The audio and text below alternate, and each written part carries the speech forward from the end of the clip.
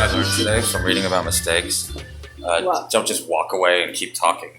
I feel like we do that a lot. Yeah, every time I go to the refrigerator, that's where all the good stuff is. Yeah. Fortunately, never makes the cut. These are not looking as appetizing as they should. These are chocolate-covered brandy figs. Oh my god, this is what you were saying the other day about figs. Yeah. I was waiting for them to come out on Sunday, and then I just thought, you'd pulled a sweet potato leaf and just forgot about it. Hey, did you end up rescuing the actual sweet potatoes off the fire? Are they still there? All right, look. Let's do the shot first, and then we can get into what happened to the sweet potatoes. I don't know if this fig should be incorporated. I think it's not really a dessert. Well, it's absolutely a dessert, but I really want to eat one. I'm trying to find your USB. Yeah, should we just have it now then? Well, let's do a shot and then pretend it's like a part of the shot. All right. I cannot vouch for this. I've made this up. What's in it? I think I saw the Bailey's bottle. Yeah, God bless we got to do that at least once. Yum! So this shot is Bailey's creme de cacao. Woohoo! Getting fancy. And, excuse me, a ginger liqueur that I made months ago. Ryan, so it's a true original. I don't know how those three things are going to go together. I also love that you never tasted your I've never tasted this before yet, you yeah. tried them, and it's I was so tempted to just now. one of my favorite things about the podcast. I was so tempted to just sneak do you a have a little name sip. for it yet, or are we coming out with it later? Let's come up with it later, and this is what we're going to do. Yeah. I think what we should do is take a bite of the fig. Okay. The fig that you dipped in chocolate. And soaked in brandy. Oh my god. For like a day and a half. Oh my god. So I think let's just try that. I don't know. We're in totally unexplored territory here. Yum. No one's literally in the history of the world. No one's ever done this exact. They don't look. They look sweaty. I wanted them to be like Instagram worthy. Yeah, but it's 40 degrees. Yeah. I know, but even if they, well, anyway. They look so sweaty. Take a bite. Oh, it's cold though. Take a shot. Yeah. Oh, yum. Or they're gonna be really sticky. Why did I take the bottom one? That was okay. Take a bite. Take a shot. Yum. Like eat it a little bit. Yep. Maybe swallow it. Here at Sugar Facts, we don't leave anything to chance. We like to cover all our bases. Chew, swallow, How many shot. chews? Swat? 17. Okay. Shot? Shot, swallow the shot. Yep. And then just finish the fig at your leisure. Okay. I like that. But we're going to have to, though. Cheers. Yeah, we're going to have to eat and then cheers and then say the thing. Yeah. What do we say again? It's very complicated. Just welcome to Sugar Facts. Welcome to Sugar Facts, episode 5. Oh, yeah, we are episode 5. Yeah. We have to say 5. We have to say the right number. Yeah, we should. Cheers. Cheers the fig. Cheers the fig. Eat some of it. It's already so good. Welcome to Sugar Facts. Episode 5. Yes. Not as smooth as that shot. Yummy. I really like that. That's not bad. Creamy with a kick of ginger at the end. Ginger, you can definitely taste the ginger. That's a great shot. So what's your sugar fact? Well, my sugar fact, I just don't think this works whenever we do it. I think it works every single time, except you derail it every single time. Well, then, I think because my long one is going first. Is your long one going first? Is that what we decided? We said long, short, short. Okay, Because your short then was I better need to start. end on. Then I need to start, yeah. Max, keep this in, by the way, so we learn from our mistakes. So we can see what pieces of shit we are. We're not hiding from it. So, Brian, what's your sugar fact? Well, it's not a sugar fact per se, although, I mean, honey is, sugary. Yeah. Hang on, before you go on. I need to insist. I'm really, really into it. I just want to say one quick thing. I know, but I feel like every time I try to talk, you interrupt me. But I'm just going to do it one more time. Only because I'm so interested in your sugar fact. I just don't feel valued. I just don't feel like my voice... It's okay. I'm just going to interrupt even that. Damn. Okay? All right. Just because I found a story this week that was so interesting, and it's like, you might find this relevant to your sugar fact. You might want to build it in. I don't know. Okay, I'm listening. So I wanted to talk to you today about the Roanoke colony. It might even be the Roanoke colony. Yeah. It seems like something I would have looked at before we started this, but I didn't. You're not an egghead. Yeah. No, I'm not an egghead nerd loser. Okay. Roanoke colony. We'll go with it. Roanoke. How would you say that? I would say it Roanoke. Oh, you're American. So The Roanoke colony of North Carolina. But I could be wrong. We're going to go with It's that. not like I've ever been there. Because it doesn't. Keep going. The Roanoke colony in North Carolina. Yeah. It's also known as the Lost Colony. Roanoke was the first attempt at founding a permanent English settlement in North America. Mm-hmm. It was established in 1585 on Roanoke Island in what is now Dare County, North Carolina, the United States. The land was originally inhabited by Native Americans of the Croatoan or Hatteras tribe. Mm-hmm. So the Queen's... Why do they have two different names? That's a great question. I don't know. Am I a historian? So I thought the Queen's Charter was kind of interesting. Oh, okay. Because it's like the first English settlement in the U.S. It's like the start of things. Who would have been? Who was the Queen at this point? 1585. Elizabeth? No. Victoria? No, that's way too early. There were a bunch of Victorias. Oh, you're right. Do you want to ask me any more questions that I don't know the answer to? That would be awesome. That would be really cool. Why don't you ask me why don't you randomly question me on the definitions and some of the words that I use? I wouldn't do that. The Queen's Charter I thought was interesting. Called on colonizers to, quote, discover, search, find out, and view such remote heathen and barbarous lands, countries, and territories to have, hold, occupy, and enjoy. Thanks, Queen. Don't forget to have fun. Yeah, guys, it's all about work, but it's also all about fun. And if you have to slaughter a few innocent Indians along Just the way, have fun make sure doing you're having fun. Thanks, Vicky. That seems right. Or you really think it's Elizabeth? I don't know. Fucking I know. Well, I know that Elizabeth was queen during the Spanish Armada, which was probably, right? because it's relevant to this. So the initial settlement was established in the summer of 1585, but a lack of supplies and bad relations with the local Native Americans caused many of its members to return to England a year later, leaving behind a small detachment of men. By the time a second expedition returned 2 years later, they had all gone. They couldn't find any of the men left.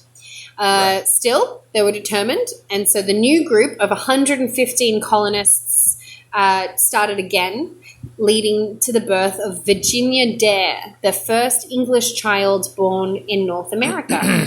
Okay. Did you know that? I didn't. No, I have no idea. I didn't even know that we kept records of that kind of thing. Yeah. Virginia Dare, first English kid born in what is now the United States of America. Is it possible then that the Queen was Victoria? Oh, no, Virginia, Virgin Queen, Elizabeth, boom, that's why. Bam! Well done!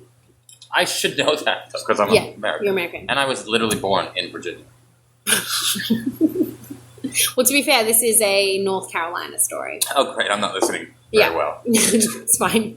Another year after that, the colony's governor, John White, left for England to request government assistance, but couldn't return for 3 years on account of the Anglo-Spanish War. Mm-hmm. So his problem was kind of funny. He basically kept organizing ships to go back to his colony where his fucking kid is, and then Virginia Dare. Yeah, Virginia Dare.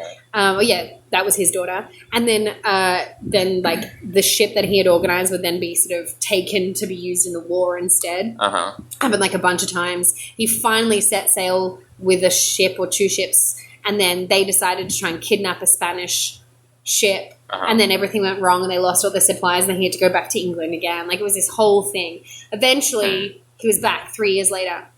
When he finally made it back, the entire colony was gone. 90 men, 17 women, 11 children, with only a single clue to indicate what happened to them. The word Croatoan carved into a post of the fence around the village, and the letters C-R-O carved into a nearby tree. So it's I don't know if that means that they started carving it and then they had to stop midway. Something happened, right? Kind of creepy. But wait, someone had successfully carved out Croatoan already in another on the fence tree. Post. Yeah. On the fence post, and then there's what presumably and then there's CRO on a tree. And the Croatoan you said was the local, Native Americans around there. For many years, it was widely accepted that the colonists were massacred by local tribes. It seems reasonable. The reason for this is from an investigation Captain John Smith, leader of the Jamestown colony from 1608 to 1609. Right. Does John Smith sound familiar to you at all? Absolutely. Who do you think that guy is? He was the founder of Virginia.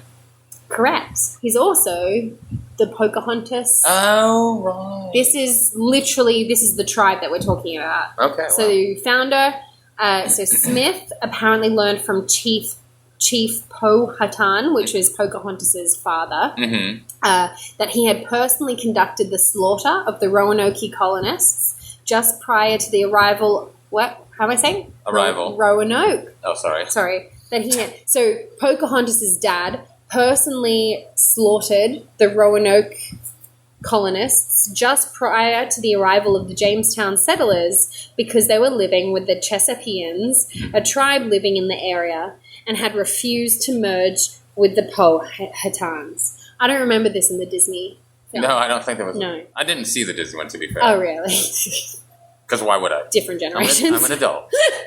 I was a kid when it came out. Cool. This information was reported to England, and by the spring of 1609, King James and the Royal Council were convinced that Chief Powhatan was responsible for the slaughter of the lost colony. Okay. Even so, no bodies were ever discovered, nor any archaeological evidence of a massacre. So you mean like no burnt buildings, no blood trail? I mean, they did their forensic teams at the time, which probably They not. weren't really fingerprinting. No. But they couldn't find any evidence of a slaughter. Right. Even creepier, all the houses and fortifications had been dismantled, which meant that their departure had not been hurried. Right. And you mean dismantled? What do you... Like just taken down. Not like hacked Not up. destroyed, Right, just right. taken down. And before he left the colony, White instructed the colonists that if anything happened to them, they should carve a Maltese cross on a tree nearby, Okay. indicating that the absence had been forced. There was no cross. Right. So they didn't do a Possibly. cross, they just wrote Crow. Yeah. Oh, they had time to write Croatown. Yeah, they had time to write that, but they didn't do a cross. Were any of the local Native Americans literate enough to maybe write that themselves? Mm-hmm. That's interesting. That's Like an maybe interesting this theory. is the first They wrote it as their own calling graffiti tag in North America. It was like a murder claim. Yeah, Croatoan, we're here, bitches. We did this, motherfuckers. They kind of thought it was maybe an indication that they had gone to this other island, but they couldn't find them at this other place. Okay. Like they thought maybe they wrote it to be like, this is where we've gone, we've dismantled our houses and we moved to the place, but they couldn't find them anywhere. Right. So there are some hypotheses for what happened to these people. In her 2000 book, Roanoke. Why am I not saying it? How do you say it? I think it's pronounced Roanoke. Roanoke. But I could be wrong. In her 2000 book, Roanoke, Solving the Mystery of the Lost Colony, historian Lee Miller postulated that some of the lost colony survivors sought shelter with the Choanoke, who were attacked by another tribe identified by the Jamestown colony as the Mondoag and might have been the Tuscarora or the Eno tribe. I should do more stories with crazy names. I'm realizing that now. Yeah. Why did I choose it? I think last time when we recorded I did the Korean cult and I was the same problem. Willem Strachey wrote that at the Indian settlements of, Pekka Rekenik and Okananhoan. We want to apologize for any of our Native American friends out there. I am so sorry. We do respect your culture, just not enough to look just up. not how enough to say to know. Your names. Well, the thing is, even if I look them up, I don't know if there's information to say how to say these names. I wonder. Maybe. I should have looked it up. I wonder.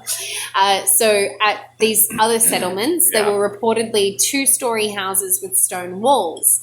The Indians supposedly had learned how to build them from the Roanoke settlers. Mm-hmm. In both cases, it is equally possible that these were the survivors of Chief Powhatan's attack on the colonists. Okay.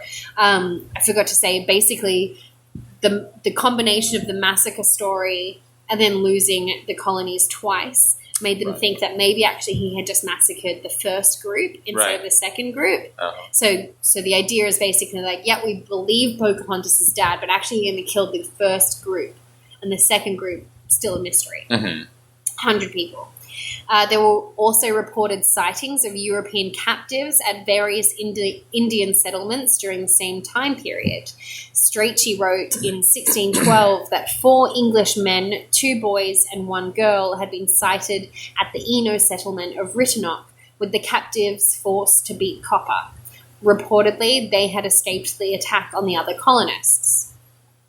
Oh. In the late 1880s, this one's really interesting. In the late 1880s, North Carolina state legislator Hamilton Macmillan, I can say that name, discovered his... Interesting that he's probably a white man. Yeah, I know. Racism.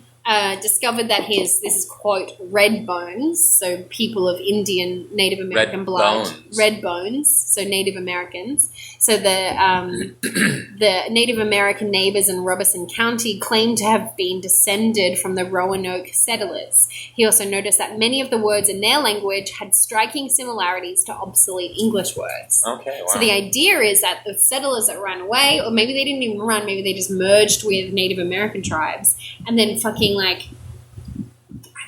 had children together, and then now we have Native Americans in America that actually can trace their lineage to the first. I think that British people. That was fairly common. I might be mistaken, but I think that when Native American tribes sometimes took Europeans as slaves, it was very different from like Europeans taking like Africans as slaves. Right. It wasn't like this thing where it's like, we're going to like, separate you from your families, and we're going to give you new names, and we're going to like work you till you literally die, and beat you along the way.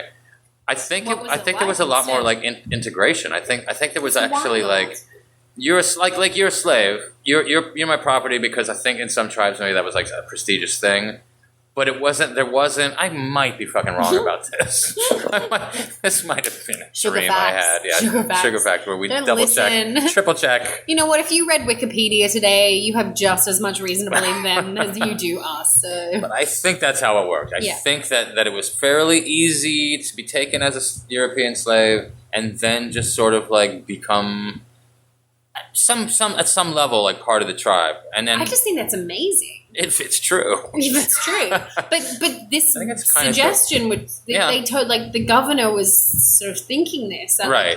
Oh, we've lost because we didn't track it, or we didn't know. We don't realize that actually a lot of the language of this Native American tribe is descended or influenced by, and I know for a long lost British people. Yeah, I know for a fact that some Europeans like just totally bailed on their settlements and like joined the Indians. I didn't know that. Definitely, I straight up didn't know that. Yeah. I just think like often in my mind anyway, and this might just be me, but whenever you think of sort of colonization or old school, like, I mean, it's proper cowboy and Indians vibes, where it's just purely pure animosity, and that one side won over the other. And in a lot of ways, you can totally say that. That is definitely what happened. Yeah, that is definitely what happened. For sure. Yeah. But at the same time, this idea that actually it was so much more complicated. It was more complicated than that, but also not. Oh, really? Like, well, this is the thing that bugs me sometimes when you're talking with people who try to like do like the both sides are bad thing. Yeah. Look, dude, and at the end of the day, like multiple civilizations were genocided and wiped out by one side. Like there's like you can look at it and you can say like, oh yeah, there's a lot of like complicated shit along the way, blah blah blah. But we're still talking about the basic thing, which is absolute fucking European brutality against the local people. Don't disagree with that. Like, don't ever lose sight of that. Yeah. You know? No. Because I think sometimes people use that as an excuse, like it was a good thing. Or like both sides were bad. Well, I just think the both sides are bad argument is kind of lazy. Totally. But I also think there's an agenda oftentimes the person might not even be aware of. It's to kind of defend your own position, to be like, well, yeah, we're bad, but they were bad too. Yep. I was more saying it in the sense that it's more complicated, not because of the power difference, but more the way that the lineage has come out of it. Yeah, sure. I suppose what I'm trying to say is like the whole having children together and mixing and the way that it influenced cultures both ways. Not, both sides are bad, more that the cultural sharing. I don't know. It was... Yeah. I don't know. It sounds, and when you think about this thing, it just sounds like pure animosity. Mm-hmm. And then when you read stories like this, you think, actually, of course, the fucking reality of it is people end up mixing with other people. It's just how the world works. It's how cultures come about in the first place. There's groups of people. Some groups of people attack each other. Some groups of people Yeah, but I don't Join each other. think there was a lot of examples though of it happening the other way though. Yeah, the settlers, and they'll maybe be I'm cool wrong with it. Okay, yeah. So a lot of their words had striking similarities to obsolete English words.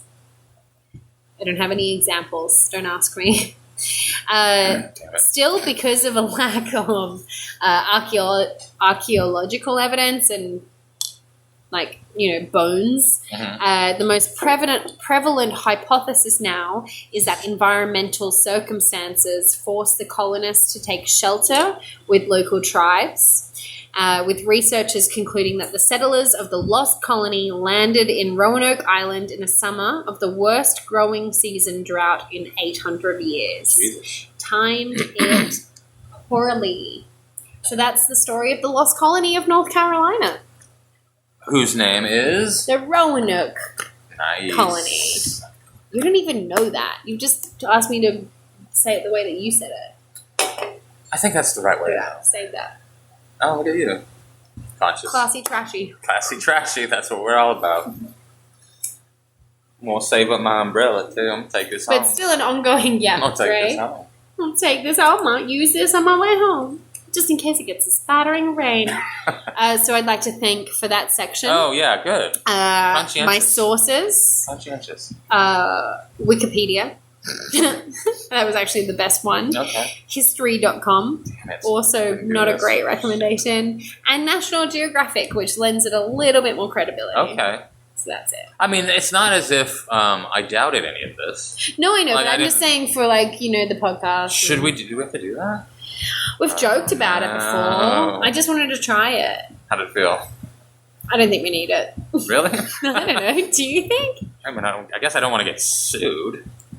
They can't touch us, bro. We're in Taiwan. Yeah, what are you bro. going to do? There's no planes. You don't even know where the sugar factory is. Dulon. There's like 1,000 sugar factories There are. in the country. Okay. Well, that was fascinating. Yeah, that is my abandoned story. Yeah. Well, what do you think happened? I still think massacre, but I find seems like the most I find obvious, the carving the name thing is very interesting because it takes a lot longer to carve like the name of a tribe rather than like a cross. Right. But it could have been like CRO dinner time. Ah! Yeah, you're right. They could just be like totally innocuous reasons for it. Yeah. And then what, you just think then they just left? They instead decided to move to another Oh, no, area? I think they were definitely massacred. Okay. But I'm and saying... no one did a cross. I think someone might have done that like a month before. Cool. Or even a year before. Yeah. Or... Yeah, that's it. Cool. Yep. We solved it. National Geographic. We're currently sponsored by Dr. Pepper and Bailey's, but if you want to get in on a piece of this action... Dr. Pepper, Bailey's, we want you to know that although you guys are mortal enemies... And we would never dare drink... we would never dare mix you in a glass. Combine the two of you. We do love your joint sponsorship. Thank you. We appreciate it. We appreciate all you've done for us. And I don't want to be like that guy, but you haven't done enough. To be fair. Why would you want us to be loyal? All right. Here we go.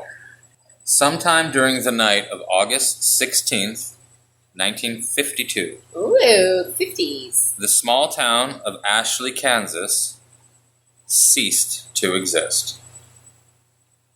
Where's Ashley, Kansas? Cue the music. Is this the episode? Is this the episode where we do the laugh track? We've got to do one episode with a laugh track.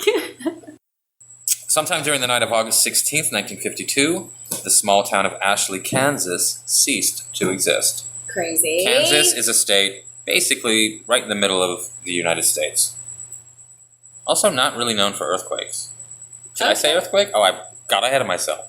God damn it. It doesn't matter. It doesn't matter. What do you think happened? Oh, wow. What's the theory? Here's literally the next line. I didn't fuck it up too bad. At 3:28 a.m. on August 17th, 1952, a magnitude 7.9 earthquake was measured by the United States Geological Survey. The earthquake itself was felt throughout the state and most of the Midwest.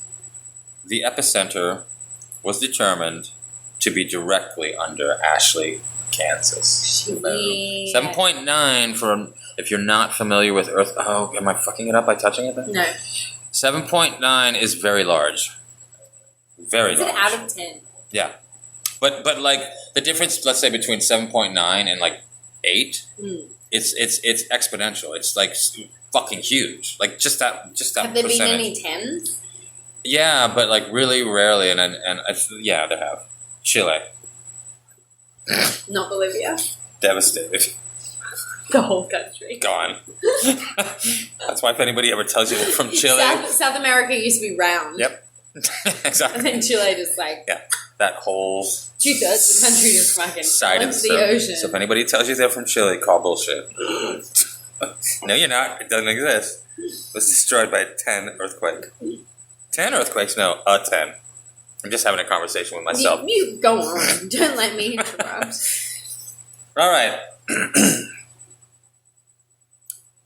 When state law enforcement arrived at what should have been the outskirts of the farming community, they found a smoldering, burning fissure in the earth, measuring 1,000 yards in length and approximately 500 yards in width. What's yards in normal mass? 300 centigrades. Okay. Yeah. The depth of the fissure was never determined. The depth of the fissure was never determined.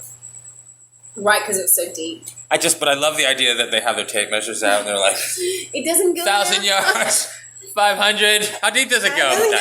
Yeah, nobody knows. Nobody knows. Let's just leave that as a question mark. It's a Friday. Yeah, it's a Friday. What do you want me to measure down? My tape measure goes side to side. Yeah, exactly. I didn't Doesn't buy go one up of these. and down. I didn't buy one of those down measure tapes. Budget cuts. If you want that, buy your own. Privatized. Okay, so the statewide and local teams, tried to find the 679 residents of Ashley, Kansas. After 12 days of looking, like, where the fuck are all these people? It was called off. The Kansas government was like, we don't know, they're gone. They're dead. Because they looked for them for 12 days. Yeah. Where are they? Dead.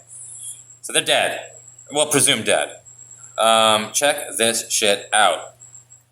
So that happened on the 16th of August. On the 30th of August, a 7.5 earthquake was measured by the geological people. 7.5 is also very big. Fucking huge. Where do you think the epicenter was? Same place? Same fucking place. And you're saying this place is not known, the state is not known for earthquakes? No, it's in the middle of the country. Like, earthquakes are usually on the coasts. Okay. Yeah. If you didn't know that, I did not now you know do. that. I might be wrong. I'm not I just didn't think fault lines were... I think mostly they're on the coast. Like, unless they're inland. Because that's how the land and the coast formed in the first place? Yeah. Sounds good. Sure. Unless they're inland earthquakes, but we call those landquakes. Earthquakes, landquakes, different kind of quake. No, that makes sense now. It's all making sense now. So anyway, on August 30th, another fucking huge earthquake right under the same place. Law enforcement again went out. The fissure had closed.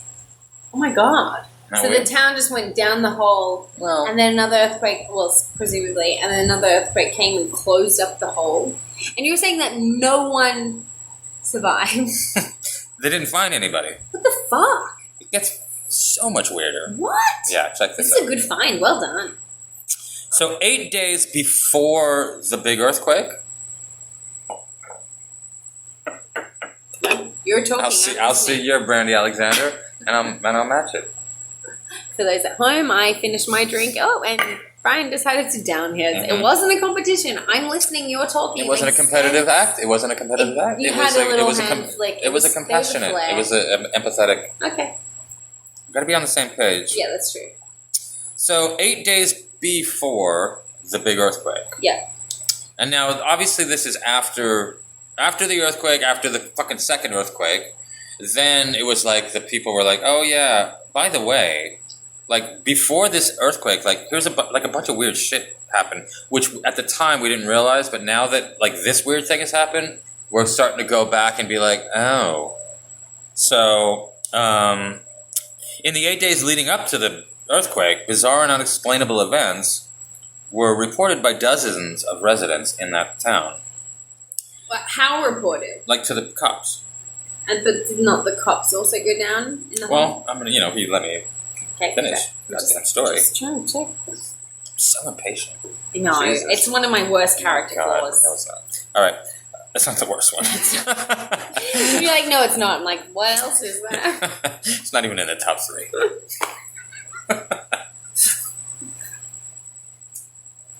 All right. On August 8th. So keep in mind, and while I continue, just remember this if you can. It's going to be easy to forget. The earthquake happened on August 16th. Yeah. Okay. And then August 30th, another one happened. Yeah.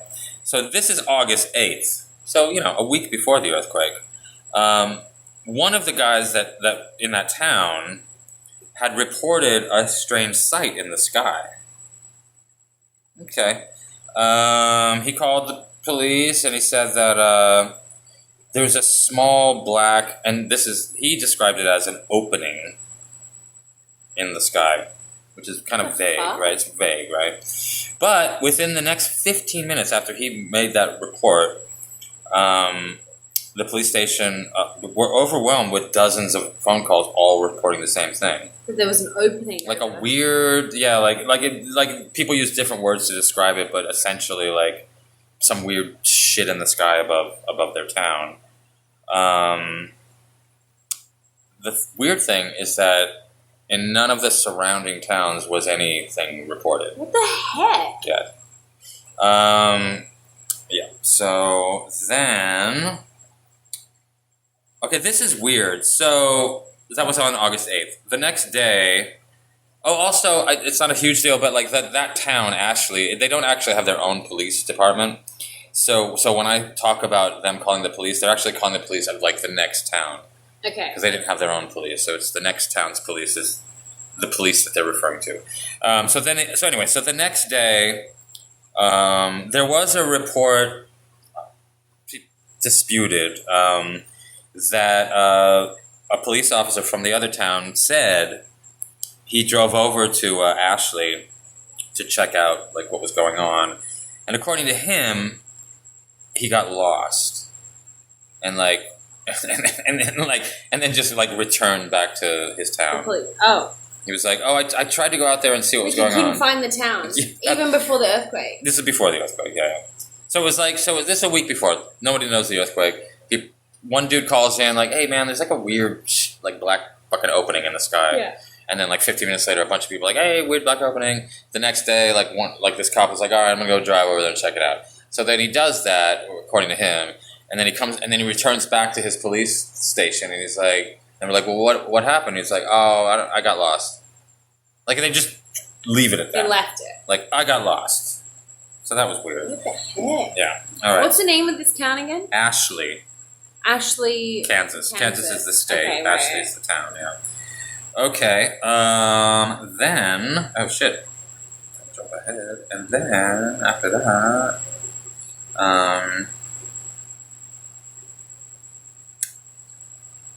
So also on August 9th, but in the evening, this woman from Ashley at 8 o'clock at night, she calls the police, and she said her neighbors, Mr. and Mrs. Milton, and their 2 children have gone missing. She said they left the town in their car earlier in the evening, and they never returned. Adult children?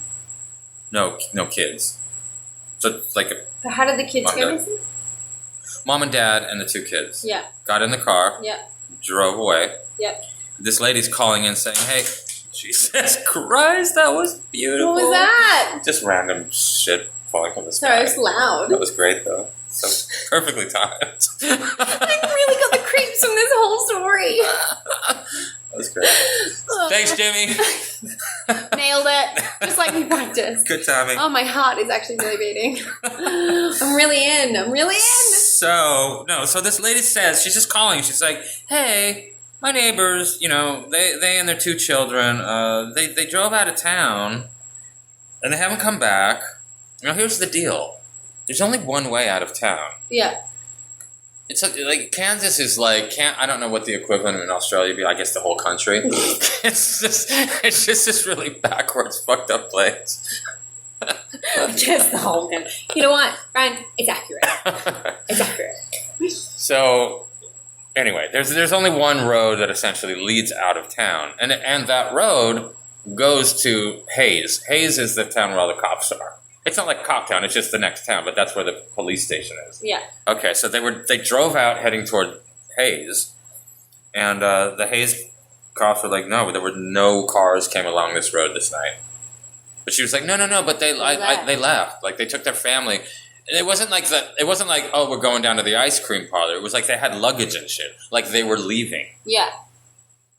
I guess I should have explained that. Why would the neighbors call the police to say my... Because she, I think what it was is like, it was weird that they were like packing up all their shit and leaving. Yeah. And then... Without prior notice, without having sold the house. Yeah, and I guess she was calling in to be like, hey, I just want to know if they're okay or what happened. Okay. And then the cops were like, nobody's driven down this road. I think they had like a guy on the road or something. So that was like a weird little thing that happened.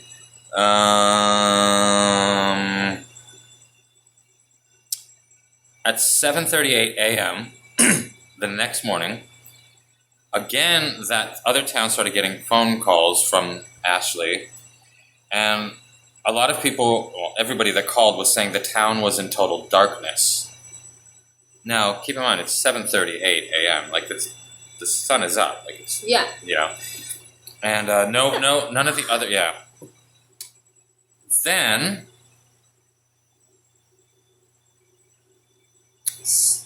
sorry, I just gotta do this right. Okay, and then this is August 13th now. So 3 days before the earthquake. An elderly man from Ashley reported a growing distant fire to the south.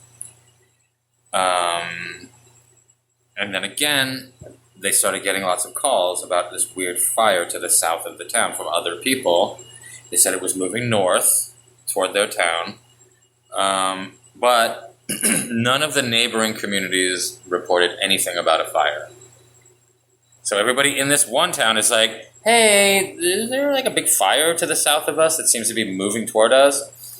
And then the cops would like double check, like coordinate with like other towns, and the other towns are like. At this point, the cops just like, why people just? Or maybe they're like fucking with us. Yeah, maybe, right? Except like 3 days later. And this is all in the week before the earthquake. Yeah. Oh, this is really creepy. Yeah. And then, 12:09 a.m. on the morning of August 14th. Another guy called and said the fire seems to have gone from the south, and now it seems to be in the sky. And there's just a brief transcript of that phone call. That's not the one that we're about to do. This is a smaller one. So this guy Benjamin calls the police station. Just hold on. Wait. And then it's silent. Yeah, I see something. It's to the south. It looks like... And then the phone cuts off. Ooh. This is creepy, Brian. How did you find Disappearing towns, man. The next phone call and the final phone call from Ashley, Kansas, wouldn't be placed until the following evening. The following is the entire transcript of the final phone call to be received by the Hayes Police Department out of the town of Ashley, Kansas. It was placed at 9:46 p.m. on the evening of August 15th, 1952. In this recorded phone call, the officer on duty is Officer Peter Welsh. The caller has been identified as Miss April Foster. Should I be April? You're going to be April. And you've got the script there? I've got my script too. Okay. And, let's really put our heart and souls into this. Sure. I'm not going to do an accent because I think it's going to take away from it. You know what? Do what you feel. Okay. Um. Brr, brr, brr, brr. Burp, burp. Hayes Police Department. Hello? Yes, hello? Ma'am, who am I speaking with? My name is April Foster. Please, sir, please help me. What is happening, ma'am? Last night they came back. Ma'am, I'm gonna need you to... Last night they came back! Ma'am, I'm gonna need you to calm down and speak clearly. What happened? Who came back? Everyone! Everyone? They all came in the fire! What do you mean, everyone? My son! I saw my son last night. He was walking down the street. He was burned. Jesus Christ, he was burned. Ma'am, He died last year. I raised him since he was a baby. It was just me and him. I told him to watch for cars, and he rode his bike, but he never wanted to listen.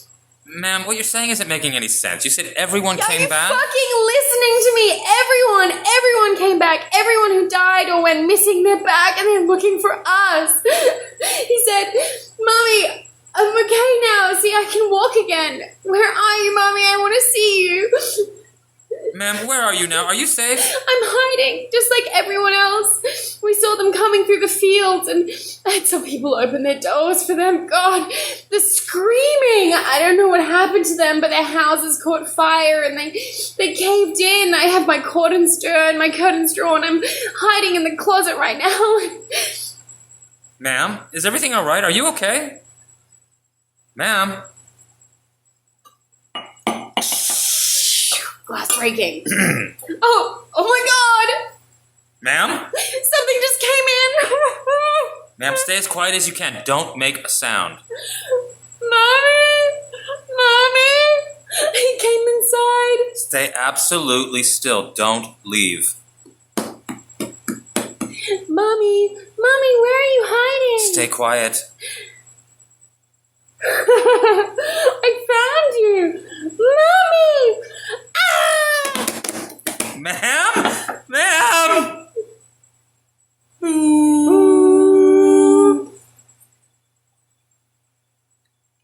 And then, sorry, I should have had this queued up. The following morning at 6:55 a.m., the law enforcement officials of the Hayes Police Department arrived at the location of Ashley, Kansas.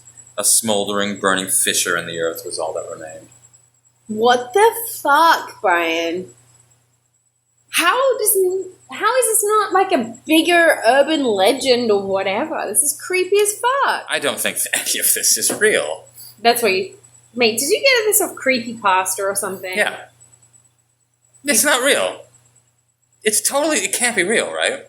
This is horrifying. Dude, you had me so... It was kind of fun, though. Where did you get this from? Literally creepypasta. Brianna! It was fun! It was so fun! It was fun. Yeah, it took me a depressingly long time to realize that this was bullshit. Brianna! I know, I was like... Why did I believe any of fuck? What the fuck? I actually left out, like, a lot of shit that was just obviously, like, fake. Mate, that's what I'm going to read tonight before I go to sleep. I left out a lot of stuff that would have cued you in immediately. Oh, really? Oh, yeah. Stuff that was, like, obviously fake. Yeah, it was like, all the children, like, ran out of the house and, like shit like shit that. Like that? Yeah. Oh, my God. Good fucking job with the performance, Thank though. you. That was terrifying. Isn't it great, though? Creepypasta. Yeah, man. You did that fun. So well because of the whole way that you didn't tell me that I was fake. Of the whole way that you just lied to me. I also am like, I'm the most gullible person in the world. Believe me, like I said, like it took me way too long to realize that was bullshit. It literally got to the point of me saying, is that from creepypasta? Why is it more, why don't more people know about this? This should certainly have made the news. Surely we all would have learned about this in school. Entire oh my town. God, that's terrifying. Yeah. Man, creepypasta's good. It's pretty good. I think I'm going to spend an unhealthy amount of time reading creepypasta tonight. It's so funny, too, because then it's like, Snopes has to debunk it and all this stuff, and you're like, of course it's fucking fake. It's fake, but then you like tell the story to someone like me, and it's like, that's real. Oh, man. Well done. Good job. Fun. Thanks. Disappearing cities. That's amazing. Because the thing is, when you read creepy stories or when someone tells a scary story, you're already like primed for disbelief. But when you are primed to believe it, you're just presented with like, you've never lied to me before. Yeah, well, now it's going to be harder. Now it's shattered. That facade has shattered permanently. Damn it. Woo! Well, you know what? I'll just slowly build up trust again over time, and then do it again. Smash me. Well, mate, that phone call thing, when I was just like reading it, because I was kind of like trying to act I knew you were going to nail it. I knew you were going to nail it. I couldn't see it ahead of time, and as I'm reading, I'm like, this is fucking nuts. I knew that you were going to do a good job with that. I wish my part was a little bit more exciting, though, to be honest. Ma'am? Yeah, Ma'am? Are you there?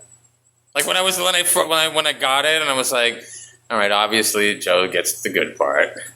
Like, you already like. Is there a way I could beef my part up? Like, I thought about maybe adding some lines. I should have done that. Why not? It's a fucking fake transcript. You could have done anything you wanted. Yeah, in retrospect, I should have. Hey, Brian, what's your sugar fact? Yeah, let's do that. I got one. I don't want to pre-praise. You have. Pre-praise. But you just did. But I don't want.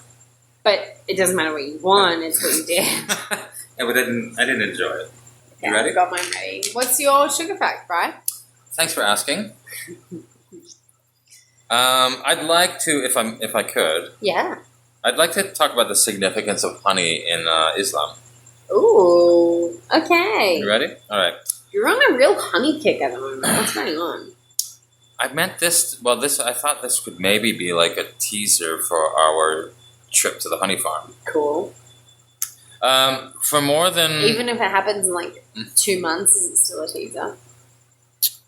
Yeah. You just make it sound like, oh, you interrupted me. Again. No, I was thinking about what you said. It's a very good point. However, it's the long tease. Teaser fact. The long tease. When does a tease stop being a tease and really be irrelevant? Right. Yeah. That's the eternal Well, we're about to find out. Okay. More than 1,400 years ago, Allah and His messenger prophet Muhammad, peace be upon him, told us that honey can heal a variety of medicinal problems. Okay. In Islam, there is an entire surah. What is a surah, I hear you ask? A surah. What is a surah? Is a chapter in the Quran. Oh. The Quran is apparently divided up into multiple chapters. Each of those chapters is called a surah. Okay. I don't know if that's the right pronunciation. I think you're probably right. In the Holy Quran called Al-Nahl, the honeybee. So there's a chapter. There's a chapter in the Quran, honeybee. a surah in the Quran called the honeybee, Al-Nahl. Okay. According to hadith, what is a hadith, I hear you ask? A commandment kind of vibe? No, hadith is just like recorded sayings of the Prophet Muhammad, peace be upon him. Peace be. According to the hadith, Prophet Muhammad, peace be upon him, strongly recommended honey for healing purposes. The Holy Quran promotes honey as a nutritious and healthy food. Allah says in the Quran, "And your Lord inspired the bee, saying, take your habitations in the mountains, and in the trees, and in what they erect. Then eat of all fruits and follow the ways of your Lord made easy, and follow the ways your Lord made easy for you. There comes forth from their bellies a drink of varying color, wherein is healing for men." What is men? The male of the species. Oh. Verily, in this indeed is a sign for people who think. The Prophet Muhammad, peace be upon him, has also told about the healing found within honey for a variety of medical problems. Blah, blah, blah. Peace be upon him. Blah, blah, blah. This is the real part. So, a man came to the Prophet Muhammad, peace be upon him, because his brother had a stomach disorder. So this guy, his brother has a stomach disorder. He goes to the Prophet Muhammad, peace be upon him. It's just how they do it. You gotta do it. Yeah, I know.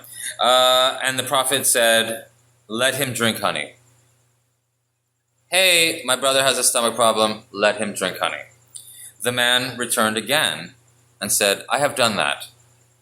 Turns out he's deathly allergic to honey. and died in agonizing pain. He's gone. The man returned and said, I have done that. The prophet said, let him drink honey. The man left. The man returned and said, I have done that. Interesting. Yeah. The prophet then responded, Allah has said the truth, but your brother's stomach has told a lie. Let him drink honey. He drank it and was cured. The stomach told the lie? What I love about this story... So many things. I love this story. It's hard to really figure out what the fuck they're talking about. But this is basically what it is. So, this guy went to the prophet and was like, hey, my brother's like stomach is all fucked up. Do you have any advice? And the prophet was like, yeah, drink some honey. And then the guy went off and clearly didn't do that. Right. And then went back and said, I did that. I definitely did it. I definitely did it. Pills now. But his stomach is still fucked up. Yeah. And then the guy was like, let him drink honey. Do it again. And then he went off. The guy did not drink honey. Yeah. And then he went back and said, I did that. And then the prophet was like, I've got like a secret monologue going on with God, and he's just informed me that your brother has not drinking any honey at all. Drink some fucking honey. And then the guy went back and his brother drank honey and everything was fine. Did it say that the stomach was lying, not the brother? I think that's just a flowery way of saying, like, your stomach is still fucked up. Yeah. So I can tell that you didn't do this thing. The thing that I told you. But what I love about this story is, like, so the motivation, the guy was like, my brother's in pain, can you help him? And then there's another guy saying, yeah, do this thing. And then he just doesn't do it. Like, that sounds ridiculous. He went home that day and he was like, there's no help out there. Is there any advice from, like, the literal, like, messenger of God? Yeah, he said you should drink some honey. I'm not going to fucking do that. Why would I follow that? That guy's a quack. Can you ask him again? Yeah, dude, but he's gonna ask me the same answer. He's gonna ask me whether you drank the honey or not. What should I tell him? Just lie to him, dude. He's not gonna know. Just tell him. Okay. You can't check. Yeah, the brother's like caught in the middle of this. Yeah, I actually feel bad for the brother. Okay, interesting. Oh. Can I give you my sugar fact now? Mm-hmm. After all of that, this is going to be underwhelming. Uh-oh. Sugar was once considered a spice, not a sweetener. I've got a second sentence. Oh, God, I can't imagine. When sugar was first introduced in England in the 12th century, it was grouped in with other tropical spices like ginger, cinnamon, and saffron, and used by the very wealthy to season savory dishes. Fucking put it on the casserole, Bob. I've got you some sugar from the Middle East. Put it on the casserole. All right. Internal narration. Joe has adopted a very triumphant stance. Has leaned back in her chair and is basically giving herself 3 cheers, pointing her thumb directly at her head. So goddamn proud of herself. Facts. And cool, quirky facts. I'll let the vocals take the rest. Succinct, interesting, didn't see it coming facts. How do you do it? Like us in real life? Wait, you gotta do it properly. Alright, you've been listening to Sugar Facts, episode 5. Thanks for tuning in. Than's for tuning in. We've had fun. Find us on, where can they find us? Space Ramp. Space Ramp? Space Ramp, Monoculture, and Nostril Flare. That's exactly it. .com. Like us on those platforms. Like us on all those platforms. And always, like us in real life. Cheers. Ernest. Bye. See ya. Peace. Yay. Cut. Stop. Cut it. Abort. All right. Oh, good. We finished our night. It seems unlikely that we're going to say anything worthy of a podcast. I think at this point. 5.5 hours, right?